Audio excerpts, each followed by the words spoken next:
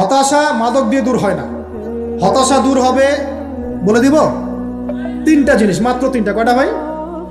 এক, 5 ওয়াক্ত নামাজ। এক কি? নামাজে আপনি অজু করে সিজদা দেন, ইনশাল্লাহ আপনার মনে প্রশান্তি না আসলে আমাকে এসে বলেন যে আসলে। চোখের পানি, মনের আবেগ যা আছে আপনার ভিতরে, কষ্ট, দুঃখ, যন্ত্রণা, সব আল্লাহকে ঢেলে দিবেন ইনশাল্লাহ। নিজের আবেগ ধরে রাখবেন এখানে, আপনি আল্লাহর জন্য ঢেলে দিবেন। মানুষকে আবেগ দেখে কি লাভ? মানুষ আপনার চোখের পানির মর্ম বুঝবে? মানুষ কি মানুষের চোখের পানির মর্ম বুঝে?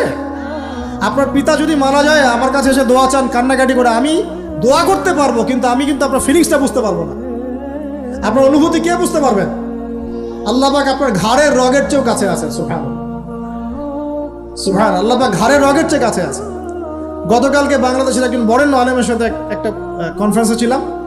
উনি বলছিলেন যে এক ব্যক্তি, এটা শোনেন, এক ব্যক্তি খুব তার শখ যে তিনি সাহাবীদের মতো নামাজ পড়া শিখবেন। কথা বুঝতে পারছেন? সাহাবীদের মতো নামাজ শিখবেন। তো একজন বরেণ্য আলেমের কাছে এসেছেন, এসে বলছেন যে আমাকে সাহাবীদের মতো নামাজ শিখিয়ে দেন। তখন সেই আলেম আরেকজন আলেমের সন্ধান দিয়েছেন যে তুমি তার কাছে যাও, তিনি শেখাবেন। তো